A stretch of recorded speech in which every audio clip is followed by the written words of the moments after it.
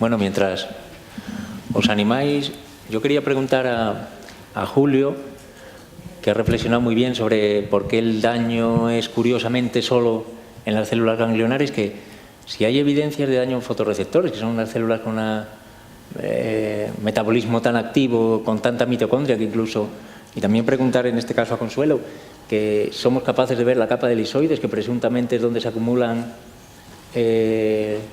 las mitocondrias, ¿no?, los organelas en los conos. ¿Hay algún trabajo que demuestre daño en esas células? Bueno, nosotros tenemos un par de familias diagnosticadas, una que vino de fuera y otra que la diagnosticamos nosotros, y nos costó mucho diagnosticar al paciente porque tardó mucho en bilateralizarse. Durante ese tiempo le pedimos electrofisiología y salió afectación de la retina externa de los conos. Y luego leí un poquito y sí que está publicado que algunos pacientes presentan disfunción de los conos y también cambios en el OCT a nivel de los fotorreceptores, ¿no? Sí, probablemente, aunque no está muy recogido en la literatura, probablemente también haya afectación de los conos y bastones. Es que con el tema de la OCT, quizá yo creo que como es tan espectacular, digamos, la alteración vascular peripapilar, casi todos los estudios se han centrado mucho en esa zona. Entonces no hay tantos estudios a nivel macular. Entonces sí faltaría con los nuevos OCTs sería muy interesante valorarlo. Pero si hay algún caso clínico que recoja aumento de espesor en la capa de fotorreceptores, ¿eh? Sí, pero bueno, que no hay tanto estudio. Yo creo que un poquito es una enfermedad que probablemente, por lo que vamos escuchando, a lo mejor merecería un estudio hacer un estudio multimodal, ¿no?, de imagen multimodal, y probablemente también pruebas funcionales en una serie de pacientes, un poco para actualizar, ¿no?, los hallazgos, porque se ha hablado eso de si hay daño aquí y allá, de si incluso problemas de audición, pero bueno, por lo menos un estudio ocular quizá habría que retomarlo con las nuevas tecnologías, pero ha sido muy interesante. ¿El público, alguna pregunta? Doctor Ignacio Montero Espinosa. Sí, yo he visto que todos habéis insistido mucho en la dosis de 900 miligramos, pero no me parece razonable que dar la misma dosis a un niño con 7 años que a un adulto de 90 kilos. Bueno, hemos dicho adolescentes, 7 años no es un adolescente, entonces no es la dosis en principio que está estudiada para niños, pero en adolescentes sí es la dosis que está recomendada. En la ficha técnica está aprobado esta dosis a partir de 12 años. El problema es que en menores de 12 años no se ha estudiado.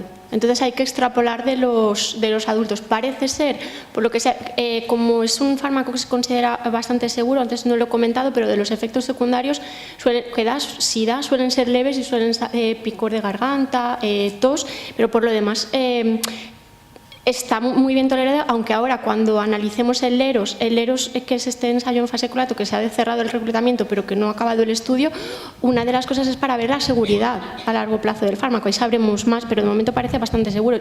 Cada 3 meses o cada 6, cuando ya lleva más tiempo de tratamiento, vamos haciendo análisis a ver cómo están las transaminasas, la creatinina. Entonces, pero parece ser muy seguro, y por lo que hay, o sea, no hay datos, entonces nadie te puede dar una respuesta basada en la evidencia a eso, porque no hay estudios en niños. Pero parece ser que es muy seguro, y la dosis que se ha demostrado eficaz es la de 900 miligramos al día, porque en el otro estudio de Carelli había dosis muy variables y con más bajas no tenía efecto. Pues claro, en niños pequeños yo no me atrevería a decir nada. Si se acercan a esa edad que ya ronda el peso de los 12 años, segurísimo. O sea, yo si tiene 10, a no ser que sea, claro, si es un niño muy pequeñito que pesa muy poco con retraso de crecimiento, pero si no, yo le diría 900, pero es... bueno, asumes, es una opinión de lo basada en la evidencia, no te podemos decir nada porque no hay estudios, pero sí que a partir de los 12 seguro, y parece ser que no se tendría que ajustar por peso. En niños muy pequeños nos queda la duda, y es el problema que pasa siempre con los niños, que como no se excluyen de los ensayos. Yo, en estos pacientes del ensayo LEROS, la única anomalía que hemos visto, y luego vimos que no estaba relacionada, era un aumento de la creatinfosfoquinasa en 2 varones, un aumento pero altísimo, y luego descubrimos que es que habían hecho un deporte exagerado de correr como 20 kilómetros cada uno, y en las siguientes revisiones, cuando ya dejaron de hacer ese deporte, pues se normalizó. Entonces nos alarmó porque era un aumento muy grande, pero realmente estaba relacionado con la actividad deportiva exagerada. Pero por lo demás es extraordinariamente bien tolerado. Un efecto secundario que a mí sí que me asustó, el primer paciente que tuve, porque me llamaron, además estabas tú, Clara, que yo estaba de vacaciones, un paciente que llamaron porque él no veía el color de la orina porque tenía una pérdida visual importante, pero su madre entró al lavabo, no sé, no debía de haber tirado de la cadena porque no se había entrado desde cuándo, y vio que la orina era muy oscura. Entonces nos llamó, sí que nos asustó, pero entonces cuando revisamos la literatura, este efecto está descrito y es inocuo. O sea, la idebenona al eliminarse por la orina le da un color, pero no tiene ningún peligro. Entonces ya el segundo que tuvimos ya no nos asustó. Y al chico le pregunté si le seguía pasando, pero la madre me preguntó que, claro, no sabía, como él no lo veía y su madre ya no había querido entrar más a espiarle. Yo quisiera, felicitaros por entrar en los ensayos clínicos, sobre todo este segundo de terapia génica, y como se estarán llegando enfermos, el diagnóstico es muy tardío. Supongo que los que tengan, porque en nuestro caso, salvo que tengan un antecedente familiar, sí es muy tardío. Y en otras mitocondriales ya ni cuento. Pero, ¿cómo lo estáis viendo? Bueno, hay muchos pacientes que los están viendo neurólogos. Es una cosa curiosa. Yo pensaba que las neuropatías ópticas las verían más oftalmólogos que neurólogos, pero hay muchos que vienen remitidos por neurólogos y, ya digo, tratados muchas veces pues, con megadosis de corticoides. Pero vamos, sí, los diagnósticos son bastante tardíos, pero a pesar de ser tardíos, pues sí que estamos encontrando un número suficiente de pacientes que son detectados antes del primer año, que es la fecha tope pues, para incluirlo en la mayoría de estos ensayos. Pero sí, es muy confundido con otros diagnósticos, porque en principio piensas en los diagnósticos más frecuentes y pues lo tienes un poco olvidado, y por eso la importancia de dar a conocer la enfermedad en la comunidad oftalmológica y quizá también entre la comunidad neurológica, que ve muchos pacientes con pérdida de visión, cosa que yo no me esperaba y nos estamos encontrando. Sí, en general tardíos. Yo tengo que decir que han mejorado últimamente a raíz de un Santera impulsó que, bueno, al final no sé si se ha quedado ahora un poco parado, pero intentar también hacer un grupo de expertos, y yo a raíz de ahí empecé a ver como que se derivaban más pacientes antes, pero en general muy tarde, y algunos casos pues que dan mucha pena porque es gente que tiene unas papilas muy pálidas, y que incluso les han mandado al psiquiatra diciendo, o sea, no tienen nada, y dices, al principio se puede pasar, ¿no? Entonces nos pueden pasar cosas sutiles, pero que tenga una atrofia óptica tan importante, que le digan que es conversivo y se ponga a mirar, piense ¿qué le pasa? Porque no ve, y se ponga... Un paciente me explicó que se ponía a mirar al sol, a ver si al darle el sol le devolvía la vista y tenía las papilas blancas. Que le diagnosticaron fue uno de los días más felices de su vida, por lo menos sabía que no estaba loco. Pero otra cosa también que me llama la atención, y una paciente que me mandaron de Asanol, esta también me chocó, que dices, cuando no tiene antecedentes familiares es más difícil, en casos atípicos es más entendible, en casos típicos no es muy entendible que no se piense. Pero una paciente en concreto que tenía un montón de familiares afectados, que empezó a perder visión, ella ya, claro, estaba muy concienciada porque tenía varios familiares. Había ido a varios oftalmólogos y le decían, y nadie sabía qué tenía. Esta chica sí que me sorprendió mucho, que nadie le hubiera pensado. Tenía varios familiares afectos. Bueno, desde el punto de vista práctico, para aprovechar esa ventana terapéutica que se estrecha, ¿no? Lo que es muy importante es que todo portador tenga un OCT basal, ¿no? Todo portador perteneciente a una familia, ¿no? Para detectar esos cambios.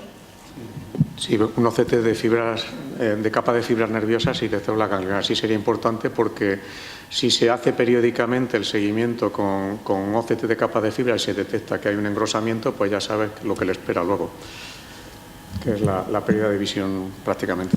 Y si realmente son tan distintos como dice alguna literatura, igual también tenía sentido tener una base de datos normativa de pacientes de Leber, ¿no? Lo que pasa, o sea, lo de tener una OCT basal me parece estupendo, pero tampoco te aclara las dudas del todo, porque hay muchos portadores asintomáticos que tienen, sobre todo la capa de células ganglionares, tienen atrofia, Y también se pueden asustar, o sea, me parece bien tenerla, pero del todo no te aclara, a lo mejor pierde visión por otro motivo y esa atrofia no era, o sea, está bien, pero tampoco, es una enfermedad que tiene muchos interrogantes y muchas variables y... Bueno, no es una bola de cristal, pero es una ayuda probablemente. Sí, ayuda, ¿no? pero que tampoco sería inequívoco, me refiero, o sea, está bien, sería otra ayuda. Muy bien, pues me alegro de que se va animando. ¿Alguna última pregunta habrá? Rocío, la doctora León. Hola, buenas tardes. Yo quería tenemos 3 preguntas sobre la genética. En general, ¿cuánto es el tiempo que tarda en vuestros hospitales decir cuál es la genética? Y por supuesto, ponéis el tratamiento entre tanto, pero quería saber más o menos cuánto tarda vuestro resultado. Y otra cosa es, a la doctora Lorena, cuando habla de que muchos de ellos, habla en tu presentación, muchos de ellos mejoran. Todos mejoraron, has dicho, ¿no? ¿Te refieres siempre a la agudeza visual? ¿Hay otros parámetros de la OCT que mejoran, por ejemplo? No, o sea, todos mejoran. ¿Y cuánto mejora es lo que se ha mejoran referido aproximadamente el 50%. O sea, mejora entendiéndola como lo que se definió en el estudio como clínicamente relevante, que es eso que he puesto, que si estaba off-chart se pedía que entonces tuviera 5 letras y si estaba on-chart es más exigente, 10 letras. Con esto más o menos un 50% no llega al 50%, 49 más o menos. Hay un 50% que no, o sea, otros sí que se estabilizan, pero es en criterio de agudeza visual, porque era el objetivo del estudio de la OCT, como ha comentado el doctor Muñoz, la OCT no mejora. Y hay otro 50% que no mejora. Y tenemos en el estudio este del Expanded solamente entraron 3 pacientes que tenían un ojo afectado. Ninguno de los 3 afectó el segundo ojo, que esto fue una cosa novedosa porque en los estudios de antes, en todos se había afectado el segundo ojo. Yo tengo una chica que, bueno, mala suerte, la pillamos muy, es esta concreto que digo, que la diagnosticamos muy había perdido, lleva 2 semanas de evolución solamente. El fondo de ojo en ese momento era normal, que ya también se ha comentado que hay un 20% de casos en que la papila es normal, o sea, no siempre vas a ver las telangiectasias. Y esta chica, la iba siguiendo, ya me pareció muy mal, o sea, me dio muy mala espina que cuando le vi que en el otro ojo, en el ojo sano, aunque ya no se había notado nada, una atrofia de capa de células ganglionares y por desgracia, aunque la tratamos muy precozmente, se afectó el segundo ojo. No sabemos si tiene la mutación 3460, que también es la que se piensa que es mala, igual de mala que la otra, por lo menos, no sabemos. Pero el criterio este era de agudeza visual. Te voy a contestar yo lo de la genética, perdón. Vale. Me falta otra pregunta, la lanzo y ya habla. Sí. Mira. Las mutaciones más habituales en nuestro hospital, en el Macarena, lo digo porque tú en Sevilla, se hacen muy rápido. Y el problema es que no sean las mutaciones más habituales en nuestro entorno. Y perdonar porque le conteste una cosa de nuestro Pero muy rápido, entorno. ¿cuánto, Enrique? En pocos días. Es curioso porque tu hospital, que es potente, el Virgen del Rocío en genética, pero la genética del Leber se hace en el Macarena y tardan pocos días. Probablemente sea Casanol. Y una pregunta. Bueno, y perdón por un tema doméstico. ¿Y es cuantitativa o es cualitativa? O sea, ¿te detecta mutación presente o ausente o te da el grado de heteroplasmia? No, porque esto también es importante. Claro, porque estos rápidos suelen ser solamente cualitativos. Te dice mutación presente o ausente, pero no te dice el grado de... Pero bueno, en un contexto clínico... No, para los ensayos ya valdría... de lo que no te contestaba, lo que preguntabas de si tratamos si no tienes la mutación, clínicamente no. Tú para dar el Raxone es una medicación cara, es segura pero es cara, también hay que mirar el coste. Y está aprobado, tiene que tener una mutación demostrada. Lo que pasa es que si era candidato a Leros, ahora como ya se ha cerrado el reclutamiento, esto ya no lo podemos hacer. Pero Santera te permitía incluir, si tú tenías una sospecha muy alta, aún antes de tener confirmada la mutación, incluir al paciente. Y aunque el ensayo Leros es solamente para una de las 3 mutaciones más frecuentes, también una cosa que tengo que decir a su favor es que hicieron un cambio en el protocolo cuando se estaba haciendo el diseño, que inicialmente si se veía que tenía una mutación patológica pero no era una de esas 3, no cumpliría criterios.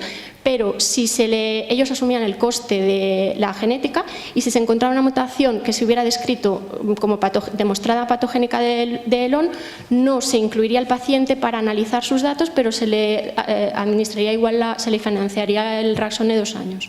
Pero esos son en los únicos casos en que hemos tratado sin tener la mutación confirmada, en los que podían entrar en el EROS, porque Santer lo permitía, pero si no, no encuentras financiación. Obviamente, si no tiene una mutación demostrada, entonces tendría que salir del estudio. En este momento yo creo que no está justificado, si no tienes confirmación de la mutación, iniciar tratamiento, porque además el tratamiento no es urgente. Hay patologías en las cuales o tratas de inmediato o no tiene efecto, pero este tratamiento lamentablemente no es tan rápido como en su efecto como nos gustaría. Por tanto, una demora en la espera hasta conseguir la mutación, siempre que sea una espera razonable, pues en principio es más que razonable, ¿no? Y la última pregunta era si podría aclarar, por favor, el tratamiento en portadores con los fíbridos. Es que no hay, es que eso solamente, no, los fíbridos es lo que son células, lo que ha comentado el doctor Montoya, que bueno, este estudio no era de fíbridos con plaquetas, era con fibroblastos, que también se puede hacer. O sea, los fíbridos es que es una célula que tiene un ambiente nuclear neutro. Tú coges de un banco que tienes células con un ambiente nuclear neutro, tú lo que le introduces es del paciente las mitocondrias con la mutación. Como se piensa que hay una cosa que no se ha comentado, y también por falta de tiempo yo ya no la he añadido, pero sí que se sabe, ya hay un estudio muy reciente publicado a finales de 2018 que ya ha encontrado el primer gen nuclear asociado que cambia la penetrancia de la enfermedad.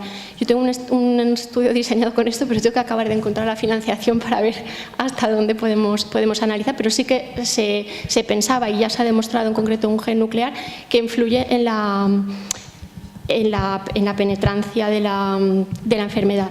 Entonces, para evitar esto, para evitar que pueda ser, porque diferentes pacientes, aunque tengan la misma mutación, imagínate la 11778, que es para el que se han hecho todos los estudios con híbridos, puede ser que tengan diferentes mutaciones nucleares que influyan. Entonces, para evitar esto, se cogen células que todas tengan el mismo ambiente nuclear de este banco de fibroblastos. En el que se hizo con estrógenos eran fibroblastos. Entonces se cogían mitocondrias de portadores asintomáticos, de afectados y de pacientes sanos, y se vio que en estos híbridos que eran de pacientes afectos, al darle los estrógenos, la célula funcionaba bien, el ambiente formaba más ATP y tenía menos ambiente oxidativo. Y aumentaba en todos el número de mitocondrias. Entonces esto es prometedor, no se ha hecho en portadores, en humanos no se ha hecho, pero es prometedor, sí, lo ha demostrado en células in vitro, darlo a portadores sanos para aumentar la biogénesis. Eso es lo que digo yo, que me parece muy prometedor y que algún laboratorio lo investigara, pero solo se ha hecho en híbridos, que es en in vitro. Muy bien, pues está estupendo. Muchas gracias a los...